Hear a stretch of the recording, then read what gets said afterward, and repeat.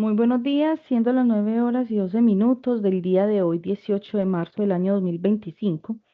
El Juzgado Primero Penal Circuito con funciones de conocimiento del municipio de Turbo instala la audiencia a continuación de juicio oral dentro del Código Único de Investigación 058. Representante del Ministerio Público, por favor. Cordial saludo, señoría, para usted, los asistentes de esta audiencia virtual por la Procuraduría General de la Nación.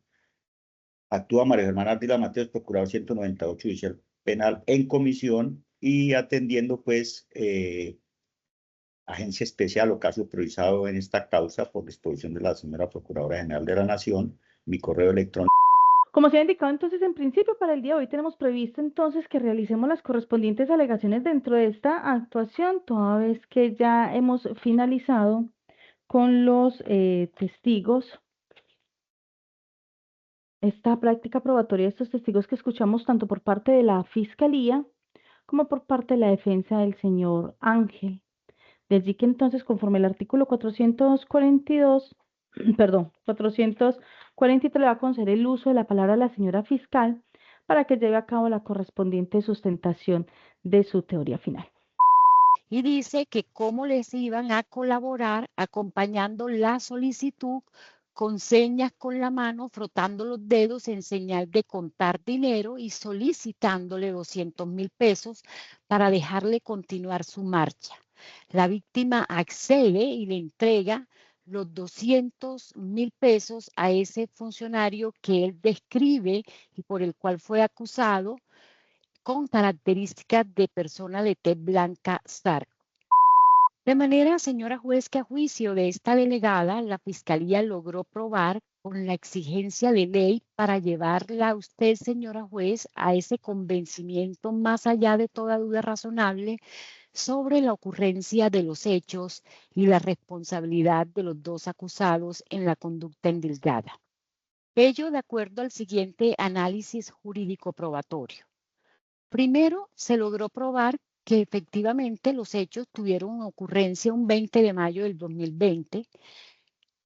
Se logró probar que ese día hubo un retén de control en el peaje de Río Grande, lo cual coincide con lo afirmado por la víctima en su testimonio y coincide además la fecha con la época de la pandemia.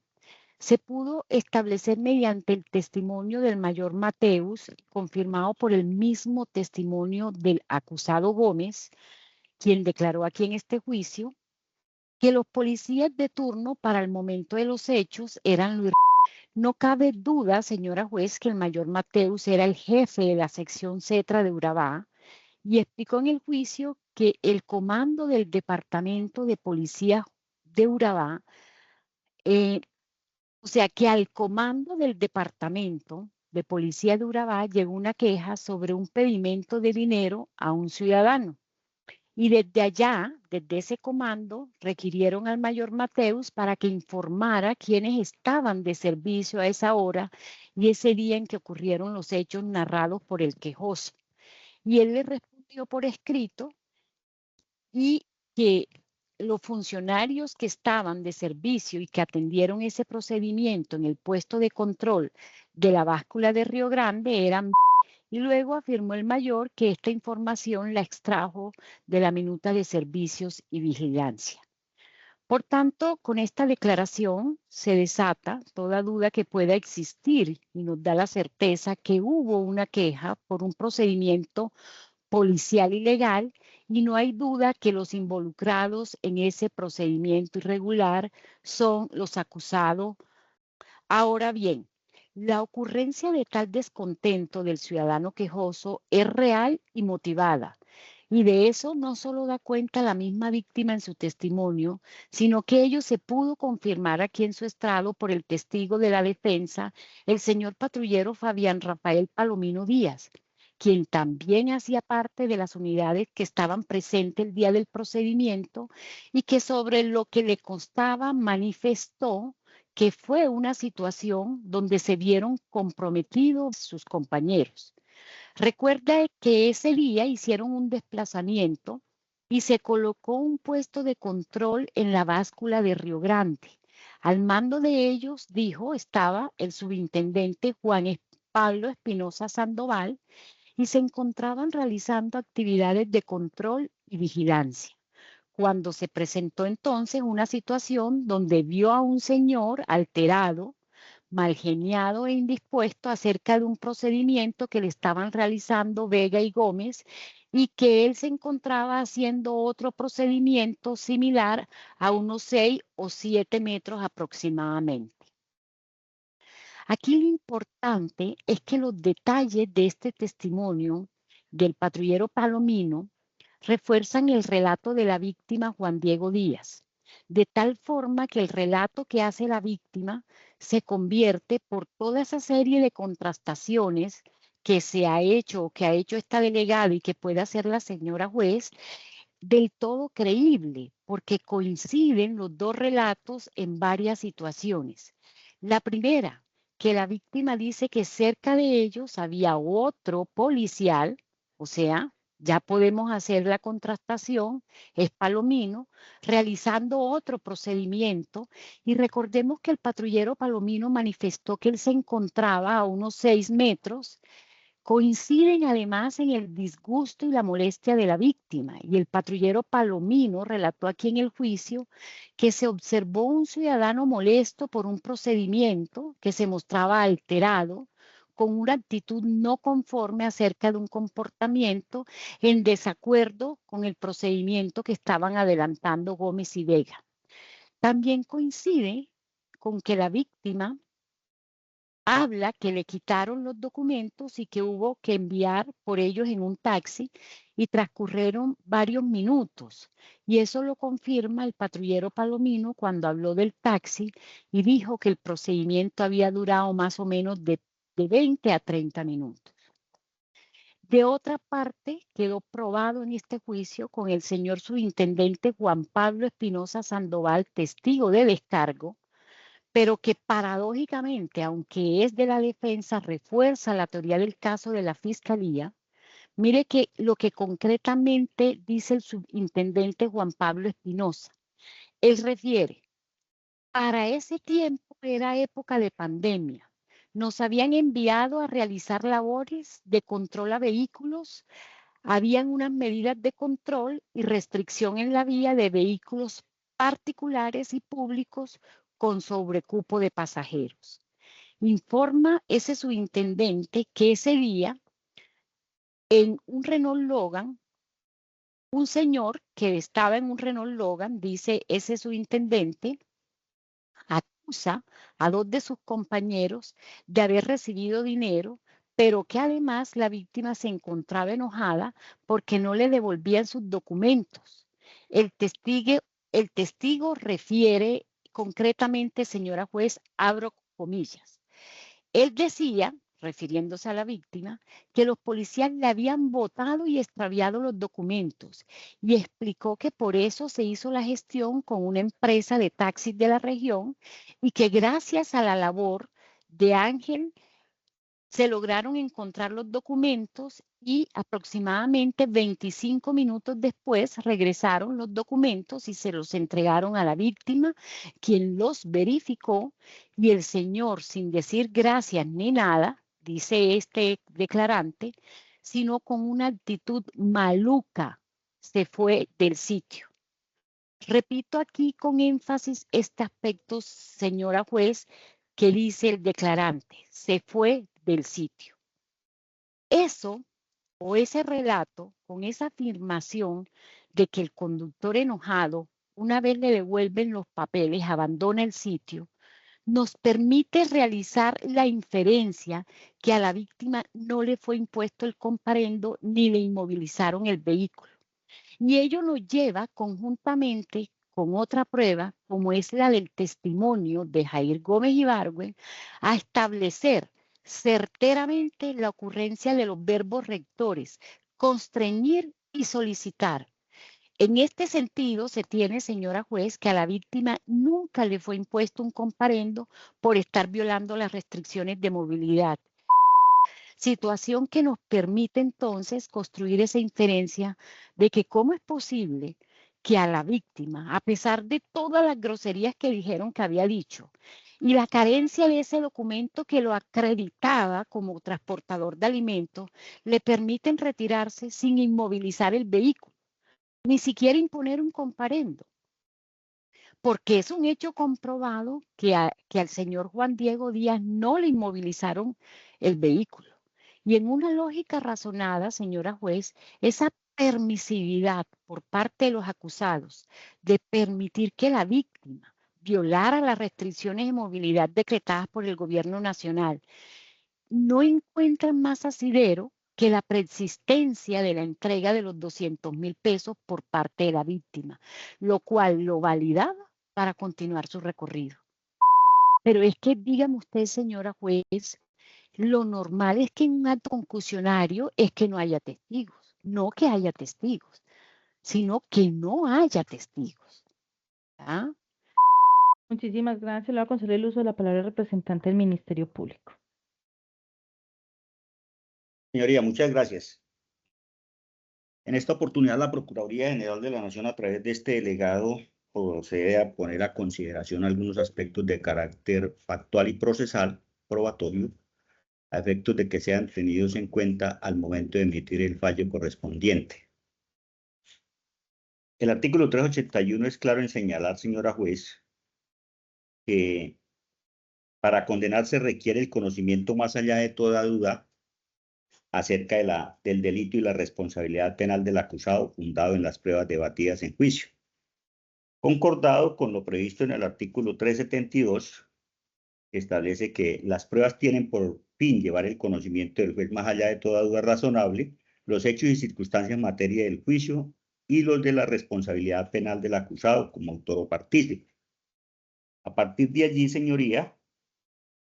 se viene entonces el análisis probatorio que debe hacer su señoría a partir de lo previsto en el artículo 380, es decir, que la norma procesal fija los criterios de valoración probatoria a cada uno de los medios practicados en su presencia en la audiencia de juicio oral. Y uno de los presupuestos de análisis probatorio es el que tiene que ver con la apreciación razonada o la sana crítica, que faculta al juzgador para determinar en forma concreta la fuerza probatoria de cada uno de los medios practicados y que es el sistema que permite en este proceso penal hacer uso de esas herramientas para extraer el medio de convicción o la capacidad disuasoria de la prueba de efectos de establecer responsabilidad o, por el contrario, a establecer la no culpabilidad de los acusados. Como una de las especies de los atentados contra la administración pública en su acepción amplia y referida a la salvaguarda de aquel conjunto de organismos, bienes y funciones de los funcionarios del Estado orientados a realizar los fines gubernamentales, la ley ha previsto en el Código Penal o ha tipificado el delito de concusión. Se trata de uno de los tipos penales más representativos de aquellos abusos en que puede estar incurso una autoridad pública, consistente, como se sabe, en aquella conducta de acuerdo con la cual, con desafuero de su cargo, de sus funciones, el servidor oficial constriñe o induce a dar o prometer al mismo servidor o a un tercero dinero o cualquier otra utilidad indebidos, o lo solicita, conducta que merece en la ley una sanción básica que puede llegar hasta los 15 años de prisión. Esto está consignado, pues, claramente en el artículo 404 del Código Penal. Señoría, la tipología inherente a esta especie de atentados en su conceptualización dogmática nos permite recordar que la conducta propia de la concusión inscrita en los abusos de autoridad, como se dijo, está orientada a suscitar temor en el sujeto pasivo para dar o prometer algo. Lo que se procura no solo bajo las amenazas de una consecuencia injusta, sino cualquier otra manifestación del servidor público dirigida a determinar la voluntad de la víctima para inducirla a prometer o entregar lo que se pide sin causa o fundamento legal. Este delito de concusión protege la administración pública como bien jurídico, en el sentido y alcance, sin duda es un reato pluriofensivo, Habida cuenta que esta especie de delincuencia vulnera otra suerte de bienes tales como la autonomía, la libertad individual, el patrimonio y eventualmente la propia administración de justicia, entre otros. Claro, cuando el servidor público tiene la facultad de actuar conforme a la ley, pero no lo hace, entonces aquí hay una negación de justicia a la sociedad, porque uno de los principios y pilares constitucionales es en el servidor público es cumplir la ley para la cual juró como servidor público protegerla. Discúlpame un momento, por favor. Estoy presentando un problema con mi conexión a internet y estoy perdiendo por unos segundos la comunicación. Doctor, me quedé con su intervención en que hay una negación a la justicia y a la sociedad. Sí, entonces, Hasta ahí llegué. porque uno de los pilares propios de la Constitución es precisamente que el servidor público tiene que actuar conforme a la ley para el cual juró defender cuando asumió la responsabilidad que le entregó el Estado esa condición de servidor público. Cuando el servidor público no actúa de esa manera, pues se aparta de la ley y los principios constitucionales. Aquí están claros dos aspectos, o más de dos aspectos, señoría, y es que el primero, que se acreditó la calidad de servidores públicos de los funcionarios adscritos a la Policía Nacional en esa oportunidad del 2020, mayo 2020, a la Dirección de Tránsito y Transporte. Es decir, que se cumple ese presupuesto de la norma que es un sujeto activo calificado. Este delito solamente lo puede cometer el servidor público. Entonces está acreditado y sobre eso no hay discusión alguna, en tanto fue probado dentro del proceso. Está probado que para el día 20 de mayo de 2020, los funcionarios de la policía adscritos a la Dirección de Tránsito y Transporte realizaban un retén cerca al sector del retén de control en el Río Grande, a la hora establecida por la víctima, es decir, que no es un invento de la víctima, sino que efectivamente se estaba allí realizando el retén. Está probado, señoría, que estos policiales estaban en ese retén, participando en ese retén, con otras dos unidades del tránsito y transporte. Aquí entra, digamos que un papel importante a partir de lo que la doctrina ha considerado como las reglas de la experiencia, su señoría. Son factores determinantes que le permitirán a usted extraer de sus medios de convicción la capacidad suasoria para establecer que efectivamente los acusados incurrieron en esta conducta delictiva de concusión al exigirle a la víctima la suma de 200.000 pesos para permitirle su movilidad hacia el municipio de Turbo. Bien lo referenció la señora fiscal en el análisis testimonial, que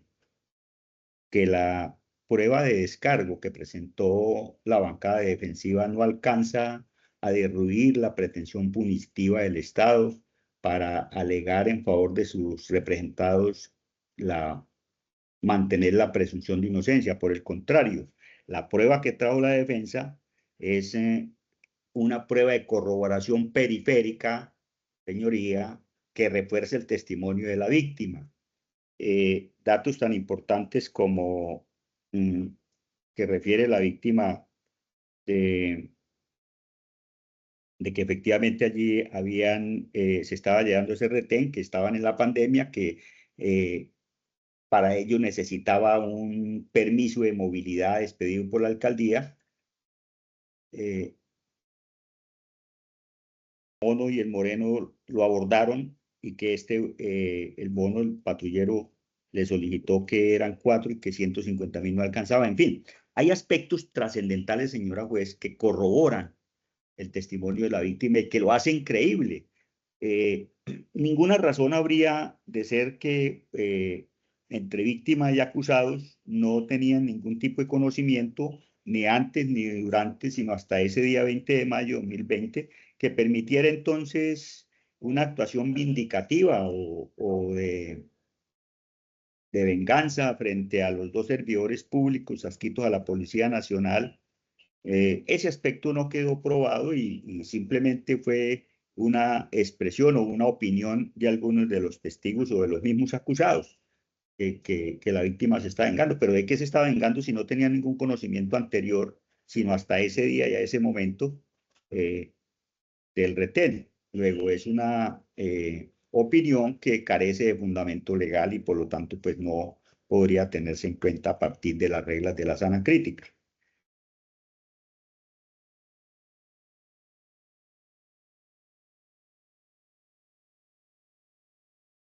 De otro lado, señoría, pues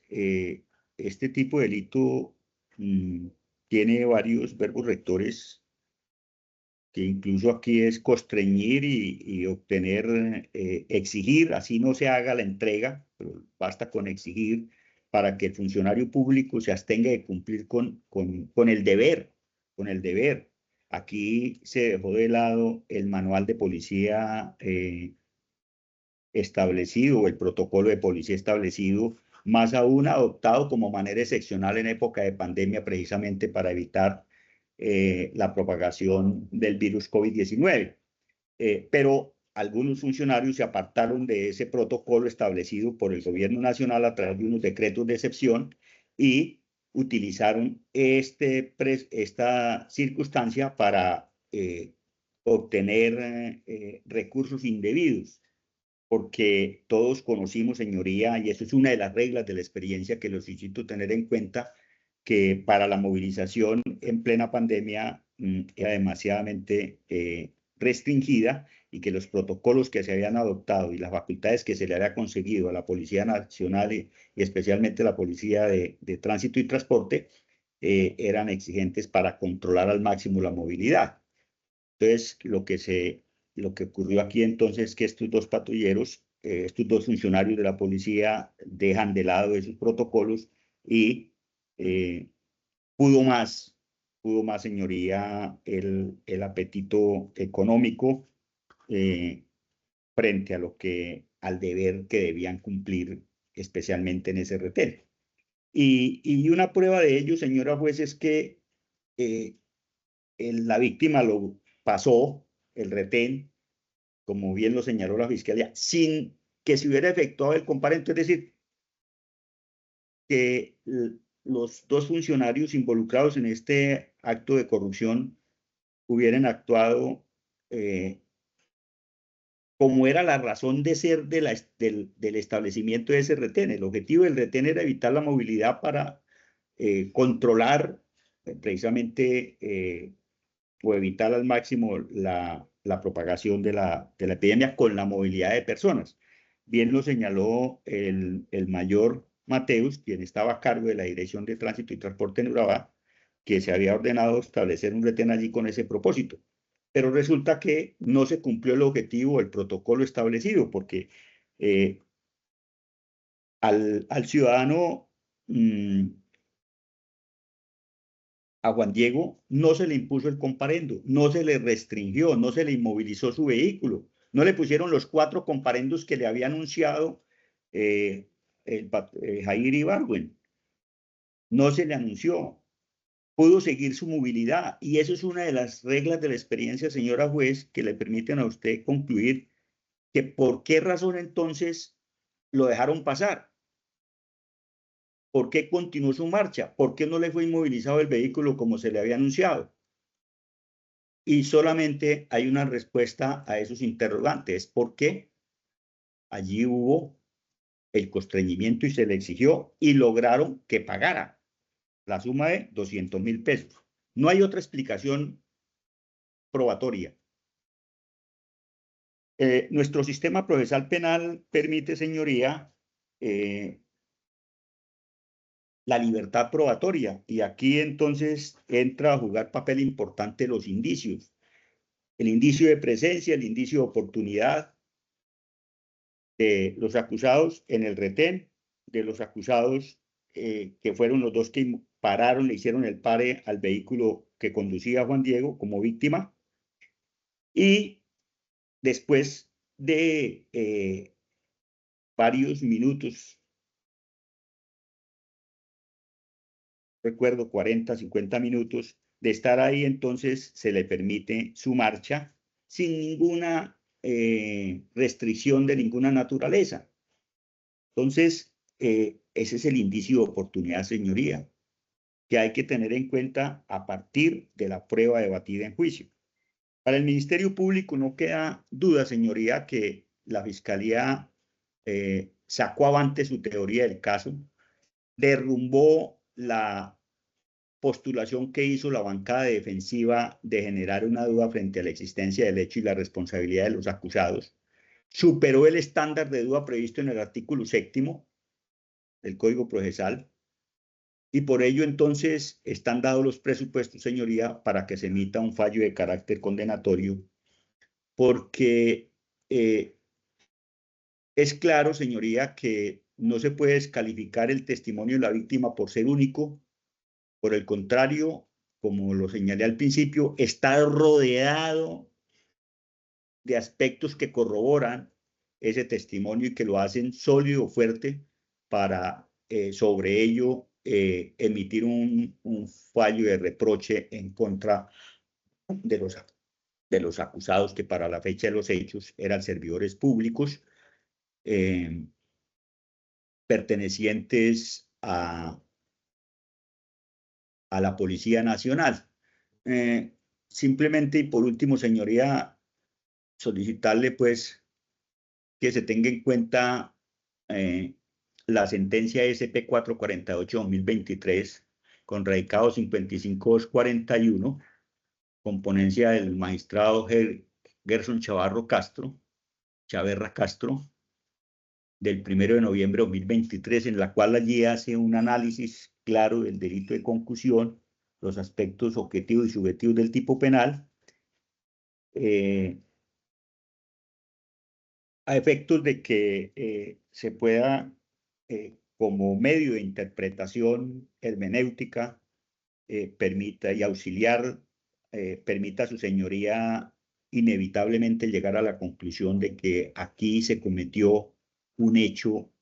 contrario a las funciones propias del cargo de los patrulleros, de los miembros de la Policía Nacional, y que al cotejar con las pruebas conducen inexorablemente a declarar la responsabilidad penal de los mismos por los cargos por los cuales se presentó acusación. Esto es declararlos penalmente responsables porque se cumplen los presupuestos exigidos en el artículo 381 antes mencionado. Muchas gracias, señoría. ¿En qué momento mi representado dentro del desarrollo de esta situación factual hizo la solicitud dineraria? Es claro que ese hecho no se presentó. Y mal podría la judicatura, con una mera presunción, con una mera suposición, determinar que había un complot entre los uniformados precisamente para afectarle su economía. Situación que queda desvirtuada precisamente con ese testigo víctima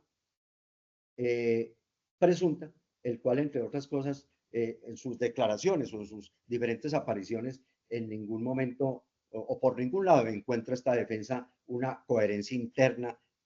o externa en su declaración.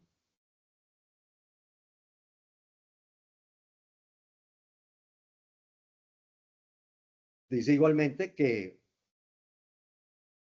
uno de los policiales lo llamó posteriormente a la denuncia y que ese policía y que él tenía el teléfono de ese policía. Lo más particular aquí, señoría, es que si conociendo el teléfono y había unos indicios tan graves que había que resolver mediante o sustentarlos mediante una prueba concreta, pues no haya precisamente acudido a ese teléfono a verificar si efectivamente lo que el testigo víctima presunta indicaba correspondía a un policial o ese abonado telefónico tenía alguna relación con alguno de estos. Eso se quedó en la incertidumbre. Indica el testigo igualmente que el mismo día, en las horas de la tarde, instauró, el mismo día en que ocurrieron los hechos, el día 20 de mayo, según él, instauró una denuncia penal y que 15 días después presentó una queja formal en contra de los policiales aquí vinculados. Lo más particular, señoría, es que cuando va uno a verificar la fecha de la denuncia, aparece 19 de noviembre del 2020, en tanto la queja disciplinaria pues se da el día 18 de ese mismo mes. Situación por demás particular y que debe llamar la atención de la judicatura, dado que este solo hecho, que pareciera intrascendente, pero que tiene su connotación probatoria, demuestra que efectivamente este señor denunciante víctima es proclive a la mentira. Pues es claro que hasta 6 meses después, casi con exactitud, viene a instaurar una denuncia penal y una queja disciplinaria a efectos de que se investigue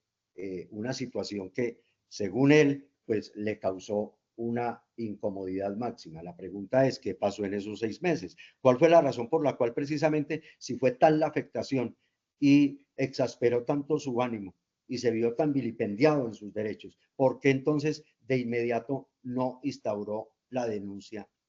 el denuncio penal correspondiente y la queja en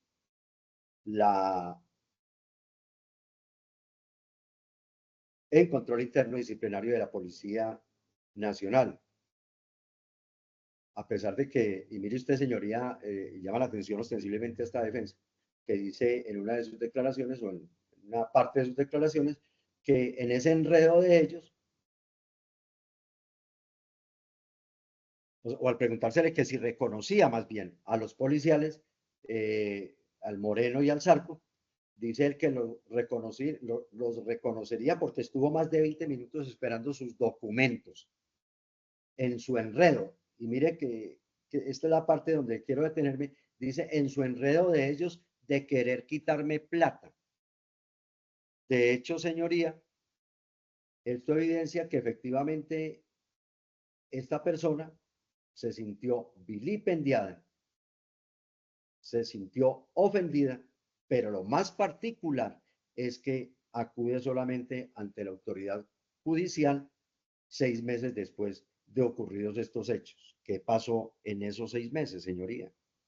¿Qué lo motivó precisamente a él a instaurar esa denuncia a la que pues ya he venido refiriendo? Con base precisamente en ese artículo 381 del Derecho Procesal Penal, es claro que no existe la certeza frente a la responsabilidad de mi defendido y por lo tanto, pues, de manera muy respetuosa solicito a su despacho, luego de un análisis concienzudo, detallado, pormenorizado y equilibrado, además de ponderado de la prueba, señoría, pues se absuelva a mi representado frente al cargo adjudicado a este. Es todo, gracias, señor.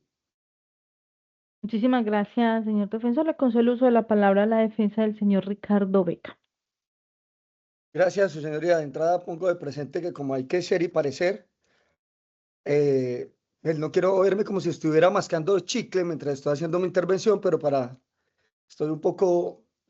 malo de la garganta, entonces voy a estar de pronto ahí como ayudándome con mentica mientras intervengo, pues para que no se vea como un tema de irrespeto a la solemnidad de la audiencia, sino algo de emergencia que me toca. Tranquilo, doctor, no Eh, tengo ningún inconveniente con ese tipo de situaciones. Gracias, doctor. De hecho, Pongo de necesita que hagamos presente, por momentos, discúlpeme, si por momentos necesitamos que hagamos algún tipo de receso para que tome algo que de pronto le pueda ayudar un poco, también me lo hace saber. Bueno, mil gracias, su señoría. Pongo de presente en sede de alegatos de conclusión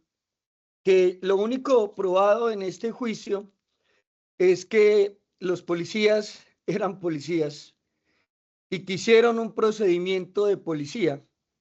delante de todo el mundo en plena vía pública, con tal nivel de transparencia que nadie percibió nada anormal. Y ello es porque en efecto no existió nada anormal, a excepción de una involuntaria equivocación propia de trabajar con humanos y no con máquinas, con inteligencia artificial, sino inteligencia humana que presenta algunas fallas. Y esa equivocación,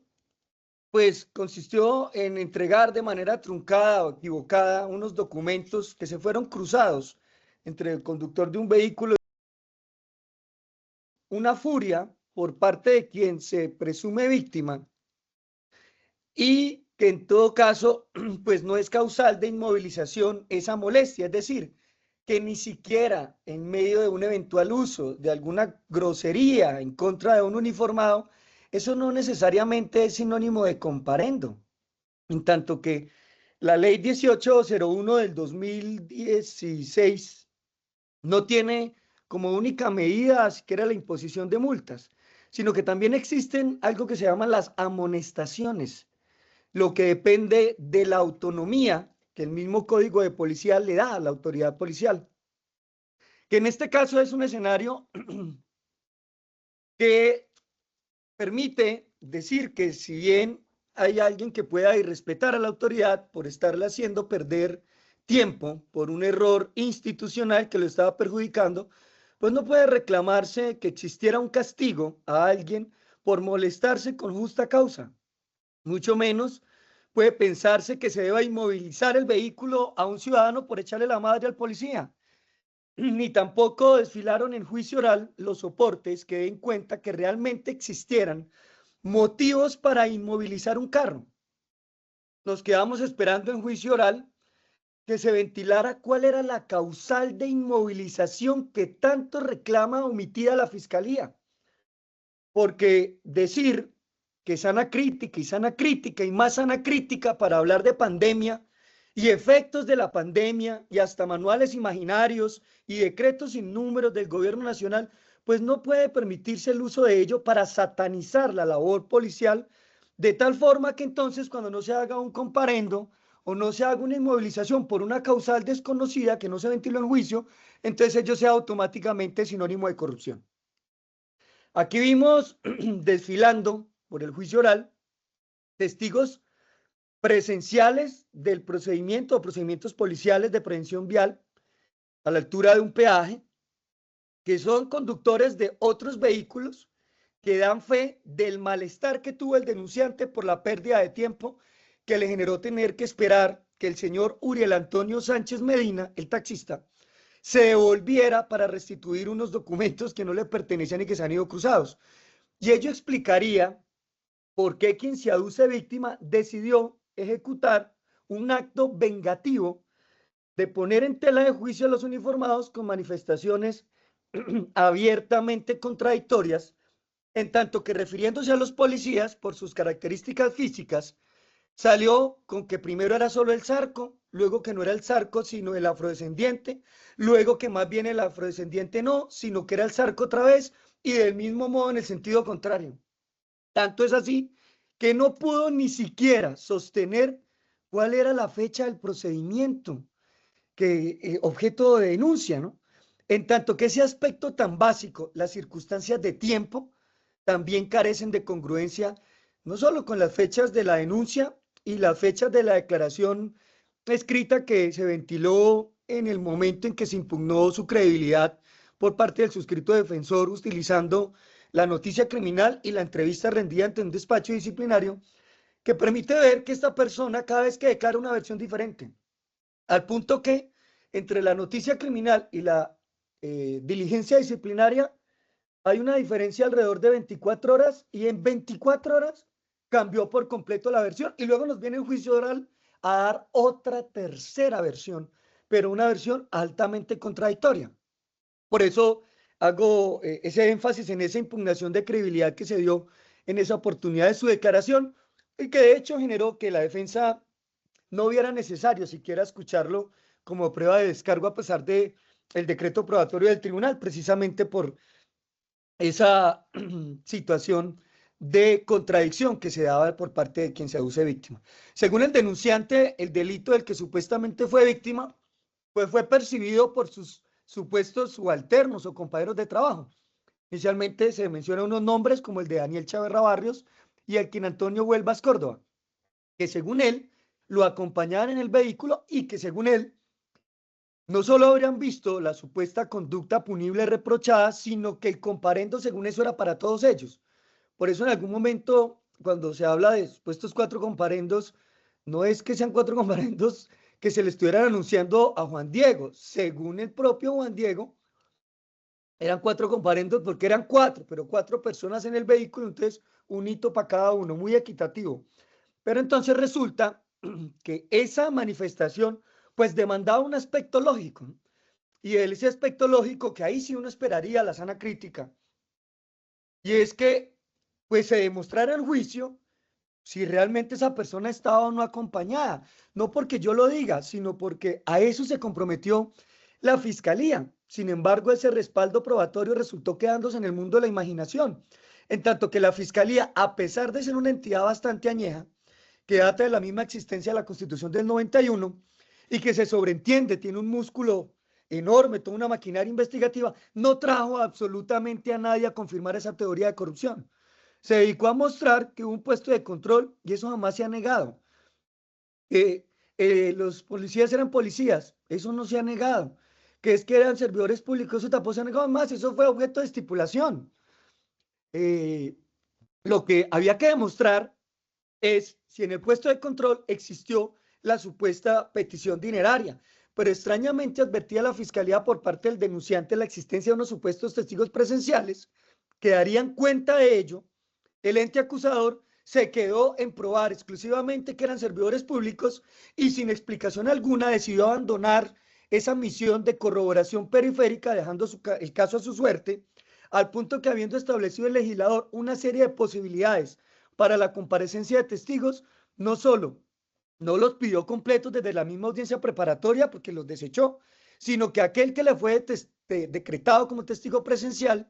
nunca fue objeto de una petición de conducción y similares. De hecho, si es que era imposible encontrarlos en virtud a que del mismo escrito de acusación la fiscalía escondió los datos de localización de los supuestos testigos presenciales, impidiendo que pudieran ser convocados directamente por el juzgado de conocimiento, pues bien habría podido haberse echado mano de la posibilidad del artículo 438 para que al menos por vía de prueba de referencia pudiera su digno estrado, señoría, aunque sea confrontar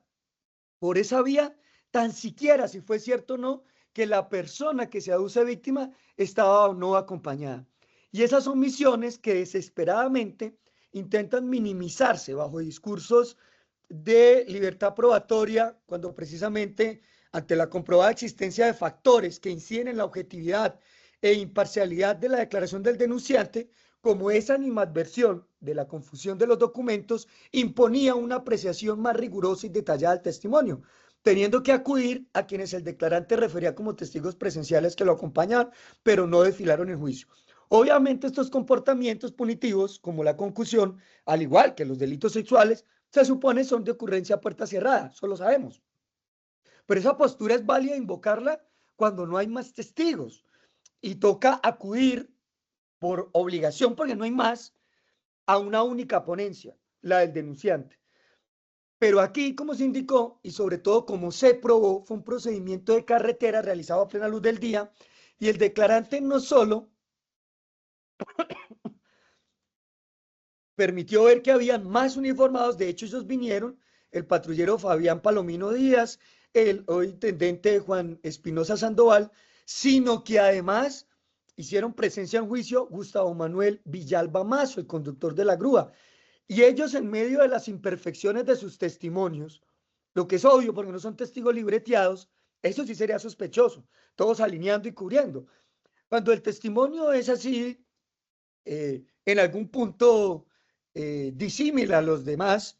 pues eso resulta mostrando que declararon de forma espontánea y ellos dieron fe desde sus diferentes aristas de la no percepción de algún acto delictivo. E incluso jamás escucharon alguna manifestación de inconformismo con el procedimiento que quedó evidenciado en juicio, no fue algo de rapidez, no fue un rapidín, no fue un tema de ligereza, no fue un tema de 1 o 2 minutos, sino que se trata de una permanencia en el lugar por parte del denunciante por alrededor de media hora. Y durante ese cerca de media hora, lo único que se dedicó fue a realizar manifestaciones de inconformismo, pero relacionado de manera exclusiva con los papeles cruzados, lo que impide que pueda siquiera pensarse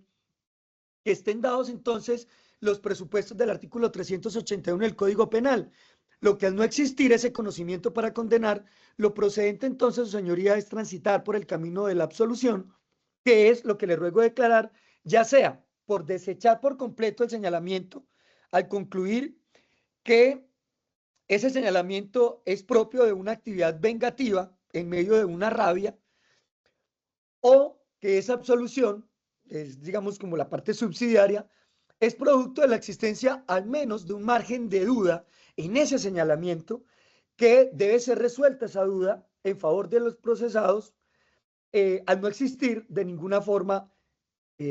cómo poder resolverla, en tanto que, como se ha venido machacando, quien tenía la obligación de derruir la presunción de inocencia, teniendo a su alcance todos los instrumentos materiales y jurídicos para lograr la ubicación y comparecencia de quienes puedan dilucidar esos aspectos importantes para el esclarecimiento de los hechos investigados, no los agotó, y ello trae una consecuencia innegable, y es que la presunción de inocencia se mantenga incólume. Así pues, atendiendo la repetitiva frase de la Honorable Corte Constitucional, según la cual, abro comillas, el proceso penal es un instrumento creado por el derecho para juzgar, no necesariamente para condenar, cierro comillas. Hay que admitir entonces que también se cumple la finalidad del proceso penal, finalidad constitucional, cuando se absuelve a la persona que se procesa, como aquí se impone en la medida que se persiste, como ha quedado visto, no se probó de manera alguna la conducta punible de concusión. Solamente se probó que los policías eran policías y trabajaban como policías, vestidos de policías y haciendo puestos de control como policías, aspecto que no es suficiente para concluir que haya existido concusión, porque faltaron los demás ingredientes del tipo penal, que eran los más importantes y los cuales pues quedaron en el plano de la imaginación. Esa es mi intervención, su señoría. Muchas gracias. Muchísimas gracias, señor defensor.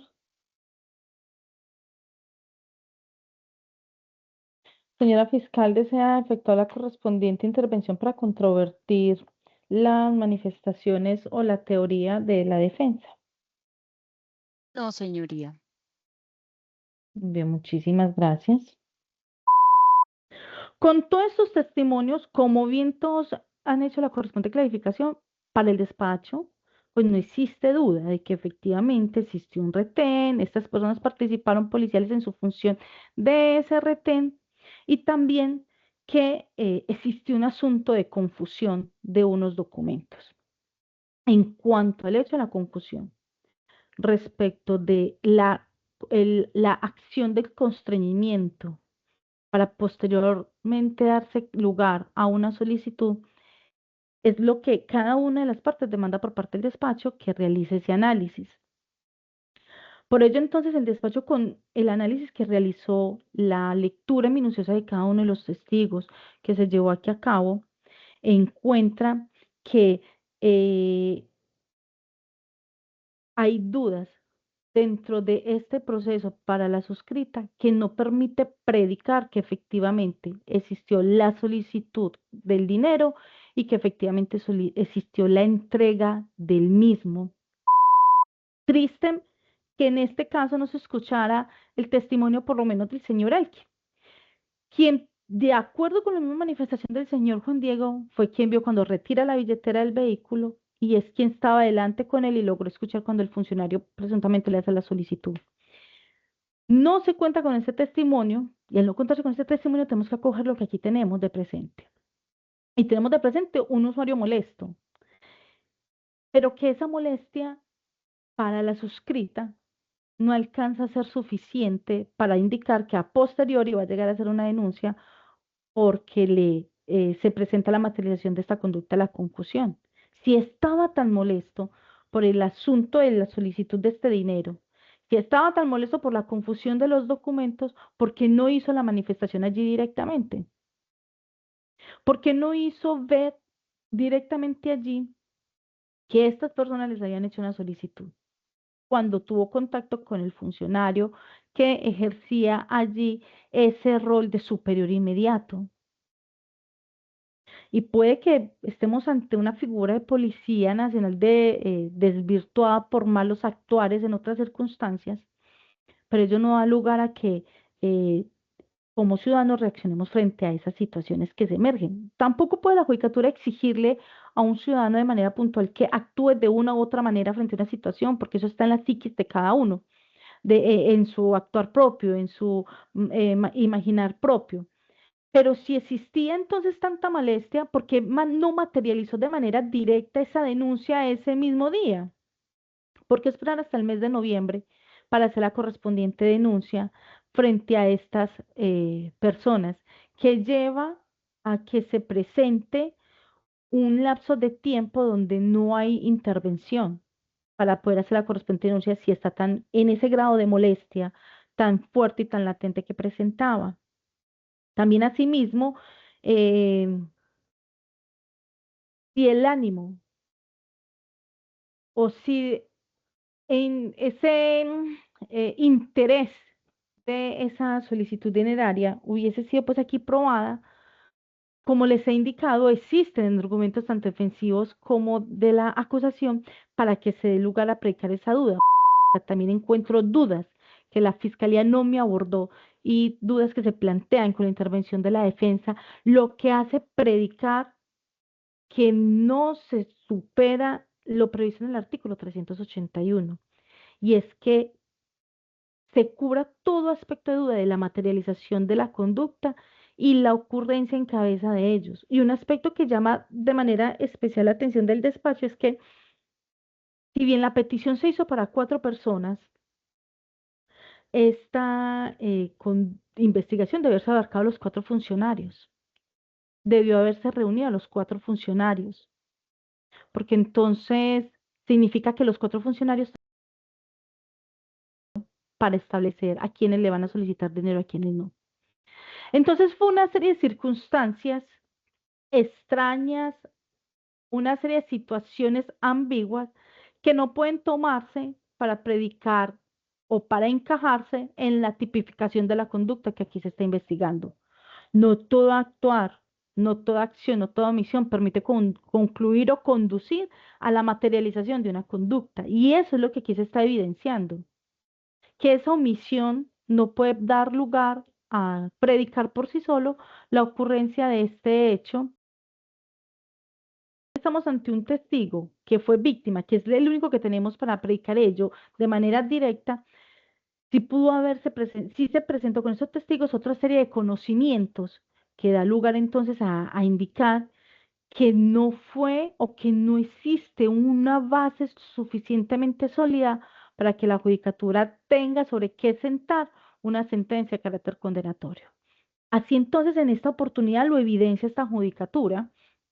de que en efecto no evidencia la certeza que se demanda para poder emitir la correspondiente sentencia de carácter condenatorio, como lo ha solicitado tanto la Fiscalía como Ministerio Público, por lo que entonces da lugar a que se emita una sentencia de carácter absolutorio al predicarse esa duda que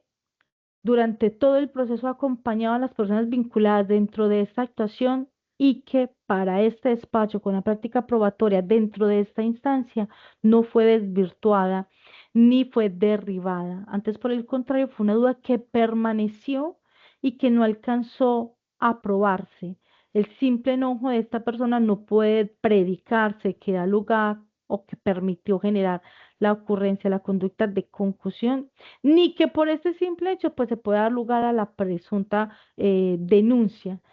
Simplemente se presentó un hecho aislado correspondiente con una confusión de documentos, y donde se presentó una persona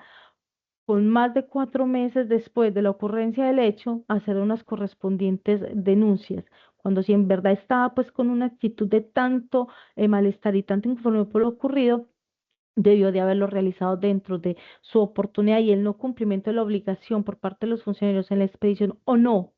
de unos comparendos por asuntos de movilidad, cuando así lo consideraba necesario, no tampoco da lugar a predicar que efectivamente es porque existió una entrega de un dinero. Lo uno no está supeditado a la presencia o existencia pues del otro. Por lo tanto, entonces, para el despacho, esta es la decisión que se emite dentro de este sentido de fallo. Esto se reitera una sentencia de carácter absolutorio.